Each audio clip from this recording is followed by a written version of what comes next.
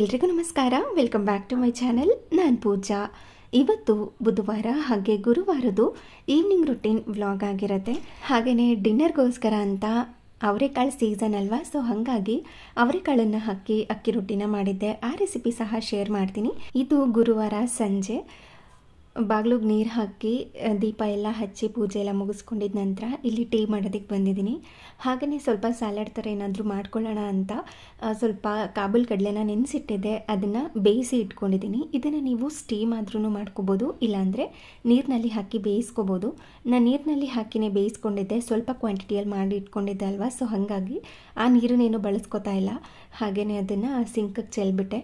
ಹಾಗೆ ಇದಕ್ಕೆ ಏನೇನು ಹಾಕ್ಕೋಬೇಕು ಅಂತ ಅಂದರೆ ದಾಳಿಂಬೆ ಹಣ್ಣನ್ನು ಹಾಕೋತಾ ಇದ್ದೀನಿ, ಹಾಗೆ ಈರುಳ್ಳಿ, ಕ್ಯಾರೆಟ್ನ ತುರಿದಿಟ್ಕೊಂಡು ಸೇರಿಸ್ಕೋತೀನಿ, ಹಾಗೆ ಸ್ವಲ್ಪ ಸೌತೆಕಾಯಿ ಮತ್ತು ಟೊಮ್ಯಾಟೊ ಇಷ್ಟನ್ನು ಹಾಕಿ ಅದಕ್ಕೆ ಸ್ವಲ್ಪ ಮಾತ್ರ ಉಪ್ಪನ್ನು ಸೇರಿಸ್ಕೊಂಡು ಹಾಗೆ ಸ್ವಲ್ಪ ಪೆಪ್ಪರ್ ಪೌಡರ್ನ ಹಾಕಿ ಮಿಕ್ಸ್ ಮಾಡ್ಕೊಂಡಿದ್ದೀನಿ ಅಷ್ಟೇ. ತುಂಬ ಸಿಂಪಲಾಗಿ ಮಾಡ್ಕೋಬೋದು, ಹೆಲ್ದಿ ಕೂಡ, ಹಾಗೆ ಟೇಸ್ಟ್ ಕೂಡ ತುಂಬಾ ಚೆನ್ನಾಗಿರುತ್ತೆ. ಬೇಕು ಅಂದರೆ ಚಾಟ್ ಮಸಾಲ ಹಾಕ್ಕೋಬೋದು. ನಾನಿವತ್ತು ಇದಕ್ಕೆ ಚಾಟ್ ಮಸಾಲನ ಹಾಕ್ಕೊಂಡಿಲ್ಲ. ಹಾಗೆಯೇ ಇದಕ್ಕೆ ಕೊನೆಯಲ್ಲಿ ಸ್ವಲ್ಪ ನಿಂಬೆಹಣ್ಣಿನ ರಸ ಹಾಗೆ ಕೊತ್ತಂಬರಿ ಸೊಪ್ಪನ್ನು ಹಾಕಿ ಮಿಕ್ಸ್ ಮಾಡ್ಕೊಂಡಿದ್ದೆ. ಸ್ಯಾಲಡ್ ಕೂಡ ರೆಡಿಯಾಗಿತ್ತು, ಇನ್ನೊಂದು ಸೈಡಲ್ಲಿ ಟೀ ಕೂಡ ರೆಡಿಯಾಗಿತ್ತು. ಅದನ್ನೆಲ್ಲ ಶೋಧಿಸಿ ಮನೆಯವ್ರಿಗೆಲ್ಲ ಕೊಟ್ಟು ಟೀ ಟೈಮ್ ಮುಗಿಸ್ಕೊಂಡೆ. ಇನ್ನು ಡಿನ್ನರ್ ಏನೂ ಮಾಡೋ ಅಗತ್ಯ ಇರಲಿಲ್ಲ, ಮಧ್ಯಾಹ್ನನೇ ಮಾಡಿದ್ದೆ ಅನ್ನ ಸಾಂಬಾರ್, ಅದೇ ಕೂಡ ಇತ್ತು, ಸೊ ಹಾಗಾಗಿ ಅದೇ ಮ್ಯಾನೇಜ್ ಕೂಡ ಆಯಿತು. ಇನ್ನು ನೈಟ್ ಸ್ಕಿನ್ ಕೇರ್ ತುಂಬ ಜನ ಕೇಳ್ತಾ ಇದ್ರಿ, ಕ್ಯೂರ್ ಸ್ಕಿನ್ ಆ್ಯಪಿಂದ ತೊಗೊಂಡಿದ್ರಿ ಅಲ್ವಾ ಪ್ರಾಡಕ್ಟ್ಸ್ಗಳು, ಅದೆಲ್ಲ ಚೆನ್ನಾಗಿದೆಯಾ ಅಂತ. ನಾನು ಇವಾಗ ಅಟ್ ಪ್ರೆಸೆಂಟ್ ಅದನ್ನೇ ಬಳಸ್ತಾ ಇದ್ದೀನಿ. ರಿವ್ಯೂ ಕೊಡೋದಕ್ಕೆ ಸ್ವಲ್ಪ ಟೈಮ್ ತೊಗೊಳುತ್ತೆ ಅಲ್ವಾ. ನಾವು ಏನೇ ಪ್ರಾಡಕ್ಟ್ ನಮ್ಮ ಸ್ಕಿನ್ ಮೇಲೆ ಹಾಕಿದ್ರೆ ಅದು ಚೆನ್ನಾಗಿದೆಯಾ ಇಲ್ವಾ ಅಂತ ಗೊತ್ತಾಗಬೇಕು ಅಂದರೆ ಸ್ವಲ್ಪ ದಿನ ವೆಯ್ಟ್ ಮಾಡಲೇಬೇಕು. ಏನಿಲ್ಲ ಅಂದ್ರೂ 15 ಡೇಸ್ ವೆಯ್ಟ್ ಮಾಡಲೇಬೇಕಾಗತ್ತೆ. ಇವಾಗ ಅದನ್ನು ಬಳಸ್ಕೊತಾ ಇದ್ದೀನಿ. ನಂದು ಆ್ಯಕ್ಚುಲಿ ಆಯ್ಲಿ ಸ್ಕಿನ್ ಇದ್ದಿದ್ದರಿಂದ ಬ್ಲ್ಯಾಕ್ ಹೆಡ್ಸ್ಗಳು ಮತ್ತು ವೈಟ್ ಹೆಡ್ಸ್ ಮತ್ತು ಪಿಂಪಲ್ಸ್ ಸಹ ಬರ್ತಾಯಿತ್ತು. ಇವಾಗ ಅಂದರೆ ಕ್ಯೂರ್ ಸ್ಕಿನ್ ಆ್ಯಪ್ ಮುಖಾಂತರ ನಾನು ಸ್ಕಿನ್ ಎಲ್ಲ ತೋರಿಸ್ಕೊಂಡಿದ್ದೆ ಅಲ್ವಾ, ಅವರು ಪ್ರಾಡಕ್ಟ್ಗಳನ್ನೇ ಬಳಸ್ತಾ ಇದ್ದೀನಿ. ಅದೆಲ್ಲ ಕಂಪ್ಲೀಟಾಗಿ ಕಡಿಮೆ ಆಗ್ತಾ ಬರ್ತಾ ಇದೆ. ಅಂದರೆ ಸ್ವಲ್ಪ ಡಲ್ ಸ್ಕಿನ್ ಇತ್ತು, ಅದು ಹೋಗಿದೆ. ಆಯ್ಲಿ ಸ್ಕಿನ್ ಇತ್ತು, ಅದು ಸಹ ಕಡಿಮೆ ಆಗಿದೆ. ಆಯ್ಲಿ ಸ್ಕಿನ್ ಇದ್ದರೆ ತುಂಬ ಜನ ಗೊತ್ತಿರುತ್ತೆ ಪಿಂಪಲ್ಸ್ ಜಾಸ್ತಿ ಬರುತ್ತೆ ಅಂತ. ಆ ಪಿಂಪಲ್ಸ್ ಸಹ ಕಡಿಮೆ ಆಗಿದೆ. ಅಂದರೆ ನನಗೆ ತುಂಬ ದಪ್ಪ ಆಗ್ತಾಯಿತ್ತು ಪಿಂಪಲ್ ಅಂತ ಅಲ್ಲ, ಸ್ವಲ್ಪ ಸಣ್ಣದಾಗಿ ನುಚ್ಚಕ್ಕಿ ಥರ ಬರೋದು, ಅದೆಲ್ಲ ಇವಾಗ ಕ್ರಮೇಣ ಕಡಿಮೆ ಆಗಿದೆ. ಅವ್ರು ಏನೇನು ಪ್ರಾಡಕ್ಟ್ಸ್ ಕೊಟ್ಟಿದ್ರು, ಅವ್ರು ಹೇಗೆ ಅದನ್ನು ಬಳಸಿ ಅಂತ ಹೇಳಿದರು, ಅದೇ ಥರ ಫಾಲೋ ಮಾಡ್ತಾ ಇದ್ದೀನಿ. ಇವಾಗ ಫೇಸ್ ವಾಶ್ ಮುಗಿಸ್ಕೊಂಡು ಮಾಯ್ಶ್ಚರೈಸರ್ನ ಹಚ್ಚಿ ಅದಾದ ನಂತರ ಒಂದು 30 ಮಿನಿಟ್ಸ್ ಬಿಟ್ಟು ಇನ್ನೊಂದು ಕ್ರೀಮ್ನ ಹಚ್ಚಬೇಕು. ಸೇಮ್ ಅದೇ ಥರನೇ ಫಾಲೋ ಮಾಡ್ತೀನಿ. ಇವಾಗ ಕ್ಯೂರ್ ಸ್ಕಿನ್ ಹೇಗೆ ವರ್ಕ್ ಆಗುತ್ತೆ ಅಂತ ಹೇಳ್ತೀನಿ. ಇದನ್ನು ನೀವು ಪ್ಲೇಸ್ಟೋರ್ ಮುಖಾಂತರ ಅಥವಾ ಆ್ಯಪ್ ಸ್ಟೋರ್ ಮುಖಾಂತರ ನೀವು ಇದನ್ನು ಡೌನ್ಲೋಡ್ ಮಾಡ್ಕೋಬೋದು. ನಾವು ಓಪನ್ ಮಾಡ್ತಾ ಇದ್ದಂಗೆ ನಿಮಗೆ ಕೇಳುತ್ತೆ ನೀವು ಯಾವ ಭಾಷೆಯಲ್ಲಿ ಕಂಟಿನ್ಯೂ ಮಾಡ್ತೀರಾ ಅಂತ. ಇಂಗ್ಲೀಷ್ ಆದ್ರೂ ಸೆಲೆಕ್ಟ್ ಮಾಡ್ಕೋಬೋದು, ಇಲ್ಲ ಕನ್ನಡ ಆದ್ರೂ ಸೆಲೆಕ್ಟ್ ಮಾಡ್ಕೋಬೋದು. ಹಾಗೆ ಇಲ್ಲಿ ಹೆಸರು ಮತ್ತು ಫೋನ್ ನಂಬರ್, ಜೆಂಡರ್ ಈ ಥರ ಎಲ್ಲ ಕೇಳುತ್ತೆ. ಅದನ್ನೆಲ್ಲ ಕೊಟ್ಟು ನಾವು ಇದನ್ನು ಕಂಟಿನ್ಯೂ ಮಾಡಬೇಕಾಗತ್ತೆ. ಅದಾದ ನಂತರ ನಿಮಗೆ ಸ್ಕಿನ್ ಬಗ್ಗೆ ತಿಳ್ಕೊಳ್ಬೇಕಾ ಅಂದರೆ ಸ್ಕಿನ್ನ ತೋರಿಸ್ಕೋಬೇಕಾ ಇಲ್ಲ ಹೇರ್ ತೋರಿಸ್ಕೋಬೇಕಾ ಅಂತ ಕೇಳುತ್ತೆ. ನಿಮ್ಗೆ ಯಾವ ಆಪ್ಷನ್ ಬೇಕೋ ಅದನ್ನು ಸೆಲೆಕ್ಟ್ ಮಾಡಿಕೊಂಡು, ಹಾಗೆ ನಮ್ಮ ಸ್ಕಿನ್ ಟೈಪ್ ಯಾವುದು, ನಾವು ಯಾವುದಾದ್ರೂ ಟ್ರೀಟ್ಮೆಂಟ್ ತೊಗೋತಾ ಇದ್ವಾ ಇಲ್ಲ ಯಾವುದಾದ್ರೂ ಪ್ರಾಡಕ್ಟ್ಸ್ನ ಬಳಸ್ತಾ ಇದ್ವಾ, ಅದರಿಂದ ಏನಾದರೂ ಪ್ರಾಬ್ಲಮ್ ಆಗಿದೆಯಾ, ನಾವು ಪ್ರೆಗ್ನೆಂಟ್ ಇದ್ದೀವಾ ಇಲ್ವಾ, ವಯಸ್ಸು ಎಲ್ಲ ಕೇಳುತ್ತೆ. ಅದನ್ನೆಲ್ಲ ಫಿಲ್ ಮಾಡಿಕೊಂಡು ಈ ಥರ ಒಂದು ಫೋಟೋನ ತೆಗಿಬೇಕಾಗತ್ತೆ. ತೆಗೆದು ಅಲ್ಲಿಗೆ ಕಳಿಸ್ಬೇಕು. ಒಂದು ಪೂರ್ತಿ ಫೇಸ್ ಕಾಣೋ ಥರ, ಇನ್ನೊಂದು ಸೈಡ್ ಆ್ಯಂಗಲಲ್ಲೂ ಕೇಳುತ್ತೆ, ಅದನ್ನು ಕೂಡ ಫೋಟೋ ತೆಗೆದು ಅಲ್ಲಿಗೆ ಅಪ್ಲೋಡ್ ಮಾಡಿದ್ರೆ ಸ್ವಲ್ಪ ಟೈಮ್ ತೊಗೊಂಡು ನಮ್ಮ ಸ್ಕಿನ್ ಪ್ರಾಬ್ಲಮ್ ಏನಿದೆ ಅಂತ ರೆಡ್ ಮಾರ್ಕ್ ಮಾಡಿ ಅವರು ಕಳಿಸ್ಕೊಡ್ತಾರೆ. ಇದು ನಮ್ಮ ಸ್ಕಿನ್ ಪ್ರಾಬ್ಲಮ್ ಅಂತ. ಅದಕ್ಕೆ ತಕ್ಕಂತೆ ಪ್ರಾಡಕ್ಟ್ ಕೂಡ ಸಜೆಸ್ಟ್ ಮಾಡ್ತಾರೆ. ಅವ್ರ ಆ್ಯಪ್ ಮುಖಾಂತರ ತೊಗೋಬೋದು. ಹಾಗೆ ಅದನ್ನು ಹೇಗೆ ಬಳಸಬೇಕು, ಯಾವ ಟೈಮ್ನಲ್ಲಿ ಹಚ್ಚಬೇಕು ಅಂತ ಡೀಟೇಲ್ ಆಗಿ ಅವ್ರು ನಮಗೆ ಮೆಸೇಜ್ ಮಾಡಿರ್ತಾರೆ, ಅಂದರೆ ಚಾಟಲ್ಲಿ ಇರುತ್ತೆ. ಹಾಗೆ ತಿಂಗಳಿಗೊಮ್ಮೆ ಫಾಲೋಅಪ್ ಸಹ ಮಾಡ್ಕೋಬೋದು. ಇದ್ರ ಲಿಂಕ್ನ ನಾನು ಡಿಸ್ಕ್ರಿಪ್ಷನ್ ಬಾಕ್ಸ್ನಲ್ಲಿ ಕೊಟ್ಟಿರ್ತೀನಿ. ನನ್ನ ಕೂಪನ್ ಕೋಡ್ ಪೂಜಾ 100 ಯೂಸ್ ಮಾಡಿದ್ರೆ ಎಕ್ಸ್ಟ್ರಾ 100 ರೂಪೀಸ್ ಡಿಸ್ಕೌಂಟ್ ಸಹ ಸಿಗ್ತಾ ಇದೆ. ಹಾಗೆಯೇ ಇದು ಬುಧವಾರ ಸಂಜೆ ಸ್ವಲ್ಪ ಫ್ರೂಟ್ಸ್ ಎಲ್ಲ ತೊಗೊಂಡು ಬಂದಿದ್ದೆ, ಅದನ್ನೆಲ್ಲ ಸ್ಟೋರ್ ಮಾಡ್ಕೋಬೇಕಾಗಿತ್ತು. ಸೊ ಹಾಗಾಗಿ ಬ್ಯಾಸ್ಕೆಟ್ನೆಲ್ಲ ನೀಟಾಗಿ ಕ್ಲೀನ್ ಮಾಡಿಕೊಂಡು ಅದಕ್ಕೆ ಈ ಥರ ಟಿಶ್ಯೂ ಪೇಪರ್ನ ಹಾಕ್ತಾಯಿದ್ದೀನಿ. ಏಕೆಂದರೆ ಕೆಲವೊಂದು ಸಾರಿ ಯಾವುದಾದ್ರೂ ಹಣ್ಣು ಕೊಳ್ತೋಗಿ ರಸ ಬಿಟ್ಕೋತಾ ಇದ್ರೆ ಇದಕ್ಕೆಲ್ಲ ಹಿಡಿದ್ಬಿಡುತ್ತೆ ಬೇಗ. ಅದಕ್ಕೋಸ್ಕರ ಒಂದು ಟಿಶ್ಯೂ ಪೇಪರ್ನ ಹಾಕಿದ್ರೆ ಬೆಟರ್ ಅಂತ ಅಂದ್ಕೊಂಡು ಈ ಥರ ಟಿಶ್ಯೂ ಪೇಪರ್ನ ಹಾಕಿ ಅದ್ರ ಮೇಲೆ ಹಣ್ಣುಗಳನ್ನ ಇಟ್ಕೋತಾ ಇದ್ದೀನಿ. ಕೆಲವೊಂದು ಸಾರಿ ಕಿತ್ತಲೆ ಹಣ್ಣಿದೆ ಅಲ್ವಾ, ಇದಕ್ಕಿದ್ದಂಗೆ ಕೆಟ್ಟೋಗ್ಬಿಟ್ಟಿರುತ್ತೆ, ಜಸ್ಟ್ 1 ಡೇಗೆ ಕೆಟ್ಟೋಗ್ಬಿಟ್ಟಿರುತ್ತೆ. ಸಾಯಂಕಾಲ ನೋಡಿದಾಗ ಚೆನ್ನಾಗೇ ಇರುತ್ತೆ, ಬೆಳಿಗ್ಗೆ ಅಷ್ಟರಲ್ಲಿ ಒಂಥರ ಕಪ್ಪು ಕಲರ್ ಆಗಿ ಅದರಲ್ಲಿ ನೀರು ಥರ ಸೋರ್ತಾ ಇರುತ್ತೆ, ಅದೆಲ್ಲ ಚೆನ್ನಾಗಿರೋದಿಲ್ಲ, ಸ್ಮೆಲ್ ಕೂಡ ಬರುತ್ತೆ ಅಂತ ಈ ಥರ ಹಾಕಿ ಎಲ್ಲ ಹಣ್ಣುಗಳನ್ನು ಕೂಡ ಪ್ಲೇಸ್ ಮಾಡಿಕೊಂಡು ಇವಾಗ ಎತ್ತಿಟ್ಕೊಳ್ಳೋದು. ಅದಕ್ಕೆ ಅಂತಲೇ ಒಂದು ಸ್ಟ್ಯಾಂಡ್ ಕೂಡ ತರಿಸ್ಕೊಂಡಿದ್ದೆ, ಅದ್ರ ಮೇಲೆ ಇವಾಗ ಪ್ಲೇಸ್ ಮಾಡ್ಕೊಳ್ಳೋದಷ್ಟೇ. ಸಂಜೆ ಆಯಿತು ಅಂತಂದರೆ ಸಣ್ಣ ಪುಟ್ಟ ಕೆಲಸಗಳಿದ್ದೇ ಇರುತ್ತೆ. ಆಲ್ಮೋಸ್ಟ್ ಸಂಜೆ ಟೈಮ್ನಲ್ಲಿ ನಾನು ಅಡುಗೆ ಮಾಡ್ಕೊಳ್ಳೋದು ಪ್ರಿಫರ್ ಮಾಡೋದಿಲ್ಲ. ಮಧ್ಯಾಹ್ನನೇ ಮಾಡಿಟ್ಕೊಂಡ್ಬಿಟ್ಟಿರ್ತೀನಿ. ಅಂದರೆ ಮಧ್ಯಾಹ್ನನೇ ಮಾಡ್ಕೊಂಡಿರ್ತೀನಲ್ವ, ಸೊ ಸಾಯಂಕಾಲಕ್ಕೂ ಆಗೋ ಥರನೇ ಮಾಡ್ಕೊಂಡಿರ್ತೀನಿ. ಹಾಗಾಗಿ ಸಾಯಂಕಾಲ ಸ್ವಲ್ಪ ನನಗೆ ಕಡಿಮೆನೇ ಇರುತ್ತೆ ಕೆಲಸಗಳು. ಹಾಗೆ ಆ ಟೈಮ್ನಲ್ಲಿ ನಾನು ಎಡಿಟಿಂಗ್ ಕೆಲಸ ಆಗಿರ್ಬೋದು, ವಾಯ್ಸ್ ಓವರ್ ಕೆಲಸ ಆಗಿರ್ಬೋದು, ಕೆಲವೊಂದು ಸಾರಿ ಜಾಸ್ತಿ ಎಡಿಟಿಂಗ್ ಕೆಲಸನೇ ಇರುತ್ತೆ. ಎಡಿಟಿಂಗ್ ಎಲ್ಲ ಆದ ನಂತರ ವಾಯ್ಸ್ ಓವರ್ ಕೂಡ ತುಂಬಾ ಈಸಿ. ಆದರೆ ಎಡಿಟಿಂಗ್ ಕೆಲಸ ಇದೆಯಲ್ಲ ತುಂಬ ಟೈಮ್ ತೊಗೊಳುತ್ತೆ. ಆಲ್ಮೋಸ್ಟ್ 1 hour 2 hour, ಕೆಲವೊಂದು ಸಾರಿ 3 hours ಕೂಡ ತಗೊಳುತ್ತೆ. ಅದನ್ನೆಲ್ಲ ಮುಗಿಸ್ಕೊಂಡಿದ್ದ ನಂತರ ಇವಾಗ ಡಿನ್ನರ್ ಮಾಡ್ಕೊಳ್ಳೋದಕ್ಕೆ ಬಂದಿದ್ದೀನಿ. ಇವತ್ತಿನ ಡಿನ್ನರ್ ಬಂದು ಅಕ್ಕಿ ರೊಟ್ಟಿ ಮಾಡೋಣ ಅಂತ. ಸ್ವಲ್ಪ ಹಬ್ಬಕ್ಕೆ ತಂದಿರೋ ಅಂಥ ಅವರೆಕಾಳು ಮಿಕ್ಕೊಂಡಿತ್ತು, ಅದನ್ನು ಬಳಸ್ಕೊಂಡು ಅಕ್ಕಿ ರೊಟ್ಟಿ ಮಾಡ್ಕೊಳ್ಳೋಣ ಅಂತ. ಸೊ ಬೆಳಗ್ಗೆನೇ ನೆನೆಸಿಟ್ಕೊಂಡಿದ್ದೆ ಅವರೆಕಾಳನ್ನ, ಸಿಪ್ಪೆನೆಲ್ಲ ತೆಗೆದು, ಅಂದರೆ ಹಿತ್ಕಿದ ಬೇಳೆ ಥರ ಮಾಡಿಟ್ಕೊಂಡಿದ್ದೆ. ಸೊ ಇವಾಗ ಅದನ್ನು ಬೇಯೋದಕ್ಕೆ ಇಟ್ಕೊಳ್ಳೋದಷ್ಟೇ. ಬೇಯೋದಕ್ಕೆ ಇಟ್ಕೊಂಡು ಒಂದು 70% ಅಷ್ಟು ಬೇಯಿಸ್ಕೊಂಡ್ರೆ ಸಾಕು. ತುಂಬ ಏನು ಈ ಸಾಂಬಾರ್ಗೆಲ್ಲ ಮಾಡ್ಕೋತೀವಲ್ವ ಆ ಥರ ಏನು ಬೇಯಿಸ್ಕೊಳ್ಳೋ ಅಗತ್ಯ ಇಲ್ಲ. ಸ್ವಲ್ಪ ಹೊತ್ತು ಬೇಯಿಸ್ಕೊಂಡ್ರೆ ಸಾಕಾಗುತ್ತೆ. ಅದಕ್ಕೆ ಒಂದು ಚಿಕ್ಕ ಪಾತ್ರೆಗೆ ಸ್ವಲ್ಪ ನೀರನ್ನು ಹಾಕಿ ಈ ಹಿತ್ಕಿದ್ದ ಅವರೆ ಬೇಳೆ ಏನಿತ್ತು ಅದನ್ನು ಇದರೊಳಗಡೆ ಸೇರಿಸಿ ಸ್ವಲ್ಪ ಚಿಟಿಕೆಯಷ್ಟು ಮಾತ್ರ ಉಪ್ಪನ್ನು ಸೇರಿಸ್ಕೊಂಡು ಇದನ್ನು ಬೇಯೋದಕ್ಕೆ ಇಟ್ಕೋತೀನಿ. ಇದು ಒಂದು 10 ನಿಮಿಷ ಇಲ್ಲ, ಒಂದು 5 ನಿಮಿಷ ಸಾಕಾಗುತ್ತೆ ಈ ಕ್ವಾಂಟಿಟಿಗೆ. ನೀವೇನಾದ್ರೂ ಜಾಸ್ತಿ ಕ್ವಾಂಟಿಟಿ ಮಾಡ್ಕೋತಿದ್ದೀರಾ ಅಂದರೆ ಸ್ವಲ್ಪ ಜಾಸ್ತಿ ಹೊತ್ತು ಬೇಯಿಸ್ಕೋಬೇಕಾಗತ್ತೆ. ಆದರೆ ಉಪ್ಪನ್ನು ಸೇರಿಸ್ಕೊಳ್ಳೋದನ್ನು ಮಾತ್ರ ಮರಿಬೇಡಿ, ಯಾಕೆಂದರೆ ಉಪ್ಪು ಹಿಡಿದ್ರೇ ಈ ರೊಟ್ಟಿ ತುಂಬಾ ಚೆನ್ನಾಗಿ ಬರೋದು. ಅದಕ್ಕೋಸ್ಕರ ಇವಾಗ ಉಪ್ಪನ್ನು ಹಾಕಿ ಬೇಯೋದಕ್ಕೆ ಇಟ್ಕೊಳ್ಳೋದು. ಆದರೆ ಚೆನ್ನಾಗಿ ಮಿಕ್ಸ್ ಮಾಡ್ಕೋತಾ ಇರಬೇಕು. ಹಸಿ ಇರೋದ್ರಿಂದ ಬೇಗ ಬೆಂದೋಗ್ಬಿಡುತ್ತೆ, ಒಂದು 5 ನಿಮಿಷನೂ ಬೇಕಾಗಿಲ್ಲ, ಯಾಕೆಂದರೆ ಕಡಿಮೆ ಕ್ವಾಂಟಿಟಿಯಲ್ಲಿ ಮಾಡ್ಕೋತಾ ಇದ್ದೀವಲ್ವ. ಹಾಗಾಗಿ ಈ ಥರ ಕುದೀತಾ ಇರುತ್ತೆ ನೋಡಿ, ಇಲ್ಲಿ ತನಕ ಬೇಯಿಸ್ಕೊಂಡ್ರೆ ಸಾಕು. ನಂತರ ಇದನ್ನು ಎತ್ತಿಟ್ಕೊಂಡು ನೀರನ್ನೆಲ್ಲ ಶೋಧಿಸ್ಕೊಂಡು ಒಂದು ಪ್ಲೇಟಲ್ಲಿ ಎತ್ತಿಟ್ಕೋತೀನಿ. ಹಾಗೆ ಇನ್ನು ರೊಟ್ಟಿಗೆ ಬೇಕಾಗಿರುವಂಥ ಪದಾರ್ಥಗಳನ್ನೂ ಕೂಡ ರೆಡಿ ಮಾಡ್ಕೋಬೇಕು. ಅಂದರೆ ಕ್ಯಾರೆಟ್ ಆಗಿರ್ಬೋದು, ಈ ತರಕಾರಿಗಳನ್ನೆಲ್ಲ ರೆಡಿ ಮಾಡ್ಕೋಬೇಕಲ್ವ, ಅದನ್ನು ಕೂಡ ರೆಡಿ ಮಾಡ್ಕೋತೀನಿ. ಇದಕ್ಕೆ ಕಾಂಬಿನೇಷನ್ ಆಗಿ ಟೊಮ್ಯಾಟೊ ಮತ್ತು ಕಡಲೆಬೀಜ, ಕಡಲೆಬೇಳೆನೆಲ್ಲ ಹಾಕಿ ಒಂದು ಸಖತ್ ಸ್ಪೈಸಿ ಆಗಿರುವಂಥ ಚಟ್ನಿನ ಮಾಡ್ಕೊಂಡಿದ್ದೆ. ಅದನ್ನು ಇನ್ನೊಂದು ಸಾರಿ ಯಾವಾಗಲಾದ್ರೂ ಶೇರ್ ಮಾಡ್ತೀನಿ. ಇವಾಗ ಅಕ್ಕಿ ರೊಟ್ಟಿನ ಶೇರ್ ಮಾಡ್ತಾ ಇದ್ದೀನಿ. ಅಕ್ಕಿ ರೊಟ್ಟಿ ಮಾಡ್ಕೊಳ್ಳೋದು ತುಂಬಾ ಸುಲಭ ಅಲ್ವಾ. ನನಗೆ ಬೇರೆ ಐಟಮ್ಸ್ಗಳು ಅಂದರೆ ಬ್ರೇಕ್ಫಾಸ್ಟ್ಗೆ ಬೇರೆ ಐಟಮ್ ಮಾಡ್ಕೊಳ್ಳೋದಕ್ಕಿಂತ ಈ ರೊಟ್ಟಿ ತುಂಬ ಈಸಿ ಅನಿಸುತ್ತೆ. ಏಕೆಂದರೆ ಜಾಸ್ತಿ ಬೇಯಿಸ್ಕೊಳ್ಳೋ ಅಗತ್ಯ ಏನೂ ಇರೋದಿಲ್ಲ. ಸುಮ್ಮನೆ ಹಸಿ ತರಕಾರಿ ಕಟ್ ಮಾಡಿ ತುರಿದು ಹಾಕಿ ಹಿಟ್ಟು ಜೊತೆ ಮಿಕ್ಸ್ ಮಾಡಿ ತಟ್ಟಿ ಹಾಕೋದಷ್ಟೇ. ತುಂಬ ಈಸಿ ಅಂತ ಅನಿಸುತ್ತೆ ನನಗೆ. ಇವಾಗ ಅಕ್ಕಿ ರೊಟ್ಟಿ ಎಲ್ಲ ರೆಡಿ ಮಾಡ್ಕೋತಾ ಇದ್ದೀನಿ. ಒಂದು ದೊಡ್ಡ ಸೈಜ್ ಈರುಳ್ಳಿನ ಸಣ್ಣದಾಗಿ ಹೆಚ್ಚಿಟ್ಕೊಳ್ಳೋದು. ಇನ್ನು ಕ್ಯಾರೆಟ್ ತುರಿದು ಇಟ್ಕೋಬೇಕು. ಇನ್ನು ಸಬ್ಸಿಗೆ ಸೊಪ್ಪಂತೂ ಹಾಕಲೇಬೇಕು ಅಕ್ಕಿ ರೊಟ್ಟಿಗೆ, ಯಾವಾಗಲೇ ಒಳ್ಳೆ ಟೇಸ್ಟ್ ಬರೋದು. ಇನ್ನು ಕೊತ್ತಂಬರಿ ಸೊಪ್ಪು, ಕರಿಬೇವಿನ ಸೊಪ್ಪು, ಹಸಿಮೆಣಸಿನ್ಕಾಯಿ ಇದನ್ನೆಲ್ಲ ಕಟ್ ಮಾಡಿಕೊಂಡು, ಹಾಗೆ ತೆಂಗಿನಕಾಯಿನ ತುರಿದು ಸೇರಿಸ್ಕೊಳ್ಳೋದಕ್ಕಿಂತ ಸಣ್ಣದಾಗಿ ಹೆಚ್ಚಿಟ್ಕೊಂಡು ಸೇರಿಸ್ಕೊಂಡ್ರೆ ತುಂಬ ಚೆನ್ನಾಗಿರುತ್ತೆ. ತಿನ್ನುವಾಗ ಮಧ್ಯದಲ್ಲಿ ಒಂದೊಂದು ಸಿಗ್ತಾ ಇರುತ್ತೆ, ಟೇಸ್ಟು ಅಲ್ಟಿಮೇಟ್ ಆಗಿರುತ್ತೆ. ಹಾಗೆ ಅವರೆಕಾಳು ಆ ಎರಡನ್ನೂ ಕೂಡ ಹಾಕ್ಕೊಂಡ್ರೆ ಇನ್ನೂ ಟೇಸ್ಟಿಯಾಗಿರುತ್ತೆ. ಇನ್ನು ಟೊಮ್ಯಾಟೊ ಚಟ್ನಿಗೆ ಏನೇನು ಬೇಕೋ ಅದನ್ನೆಲ್ಲನೂ ಕೂಡ ಎತ್ತಿಟ್ಕೊಂಡು ರೆಡಿ ಮಾಡ್ಕೋತೀನಿ. ಆವಾಗ ಬೇಗ ಬೇಗ ಅಡುಗೆ ಸಹ ಮಾಡ್ಕೋಬೋದು ಅಂತ.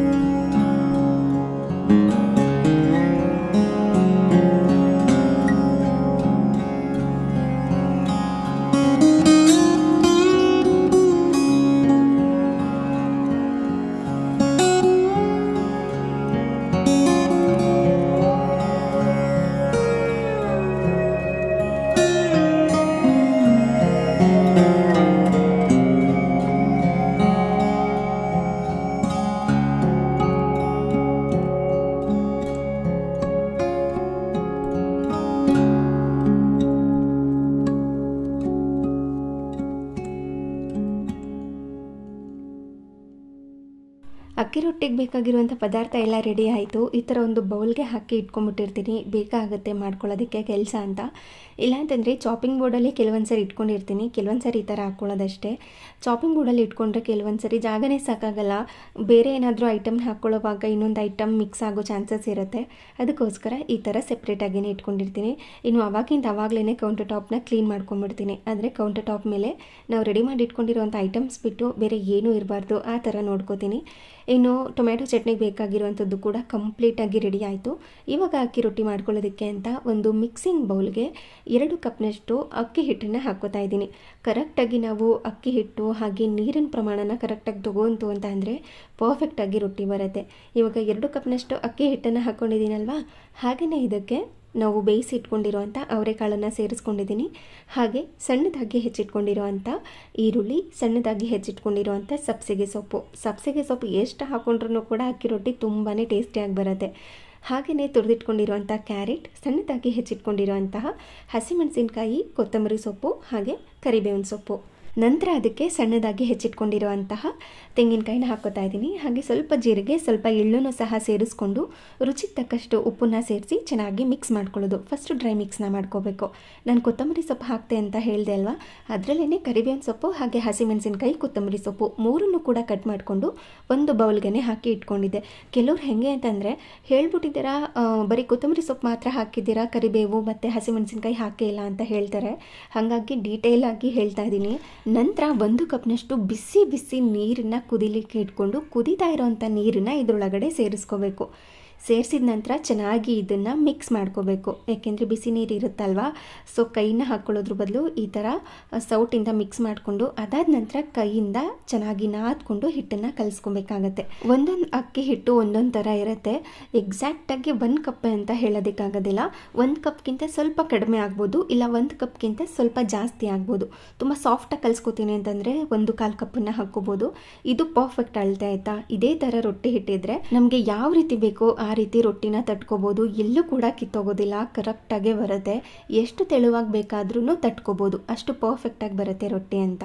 ನೋಡಿ, ಹಿಟ್ಟನ್ನು ಚೆನ್ನಾಗಿ ನಾದ್ಕೊಂಡು ಕಲಸಿ ಒಂದು ಲಿಡ್ಡನ್ನ ಕ್ಲೋಸ್ ಮಾಡಿ ಒಂದು ಸೈಡಲ್ಲಿ ಎತ್ತಿಟ್ಕೊಂಡಿರ್ತೀನಿ.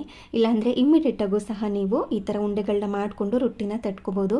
ಹಾಗೆ ಕೆಲವರು ಬಾಳೆ ಎಲೆ ಮೇಲೆ, ಬಟರ್ ಪೇಪರ್ ಮೇಲೆ, ಹಾಗೆ ಹೋಳಿಗೆ ಶೀಟ್ ಮೇಲೆ ಈ ಥರ ತಟ್ಕೋತಾರೆ. ನಾನು ಯಾವಾಗ ರೊಟ್ಟಿ ಮಾಡಿದ್ರೂ ಕೂಡ ಆಲ್ಮೋಸ್ಟ್ ಬಟ್ಟೆ ಮೇಲೇ ತಟ್ಟೋದು, ಇಲ್ಲ ಅಂತಂದರೆ ಬಾಳೆ ಎಲೆ ಮೇಲೆ ತಟ್ಕೋತೀನಿ. ನನಗೆ ಈ ರೀತಿ ಕಾಟನ್ ಬಟ್ಟೆ ಮೇಲೆ ತಟ್ಟೋದೇ ಈಸಿ ಅಂತ ಅನ್ಸುತ್ತೆ.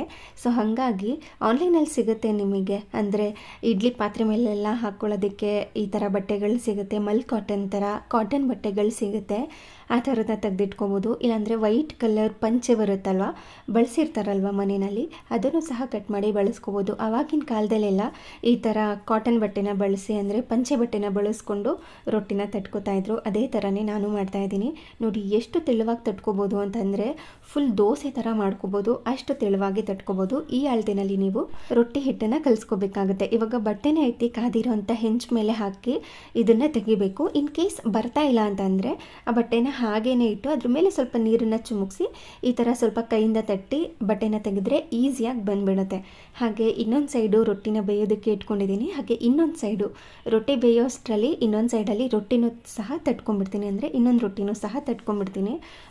ಬೇಗ ಬೇಗ ಆಗುತ್ತೆ ಈ ರೊಟ್ಟಿ ಅಂತೂ. ಚಪಾತಿಗಿಂತ ತುಂಬ ಈಸಿ. ಚಪಾತಿ ಆದರೆ ಸ್ವಲ್ಪ ಹಿಟ್ಟನ್ನು ಹಾಕಿ ಲಟ್ಸಿ ನಾವು ಮಾಡ್ಕೋಬೇಕಾಗತ್ತೆ. ಬಟ್ ಇದು ತಟ್ತಾ ಈ ಥರ ಟರ್ನ್ ಮಾಡಿಕೊಂಡು ಬೇಯಿಸ್ಕೊಂಡ್ಬಿಡ್ಬೋದು. ಇದಕ್ಕೆ ನೀವು ಬೆಣ್ಣೆನಾದರೂ ಹಾಕ್ಕೋಬೋದು, ತುಪ್ಪನಾದರೂ ಹಾಕ್ಕೋಬೋದು, ಎಣ್ಣೆನಾದ್ರೂ ಹಾಕ್ಕೋಬೋದು. ನಿಮ್ಗೆ ಯಾವ್ದು ಅನುಕೂಲ ಅದನ್ನು ಹಾಕಿ ಎರಡೂ ಸೈಡು ಕೂಡ ಈ ಥರ ಫ್ಲಿಪ್ ಮಾಡಿಕೊಂಡು ಬೇಯಿಸ್ಕೊಂಡ್ರೆ ಪರ್ಫೆಕ್ಟ್ ಆಗಿರುವಂಥ ಅಕ್ಕಿ ರೊಟ್ಟಿ ರೆಡಿ ಆಗಿರುತ್ತೆ. ಇದಕ್ಕೆ ಸೂಪರ್ ಸ್ಪೈಸಿ ಆಗಿರುವಂಥ ಟೊಮ್ಯಾಟೊ, ಕಡಲೆಬೇಳೆ, ಕಡಲೆ ಬೀಜ ಚಟ್ನಿ ಮಾಡಿದೆ, ಒಂದು ಪರ್ಫೆಕ್ಟ್ ಕಾಂಬಿನೇಷನ್. ಹಾಗೆ ಇದಾಗಿತ್ತು ಇವತ್ತಿನ ವಿಡಿಯೋ. ಈ ವಿಡಿಯೋ ನಿಮಗೆ ಸ್ವಲ್ಪನಾದ್ರೂ ಇಷ್ಟ ಆಗಿದ್ರೆ, ಯೂಸ್ಫುಲ್ ಅನ್ಸಿದ್ರೆ ಪ್ಲೀಸ್ ಒಂದು ಲೈಕ್ ಮಾಡಿ. ಹಾಗೆ ನಿಮ್ಮ ಫ್ರೆಂಡ್ಸ್ ಆ್ಯಂಡ್ ಫ್ಯಾಮಿಲಿಗೆಲ್ಲ ಶೇರ್ ಮಾಡಿ. Thank you.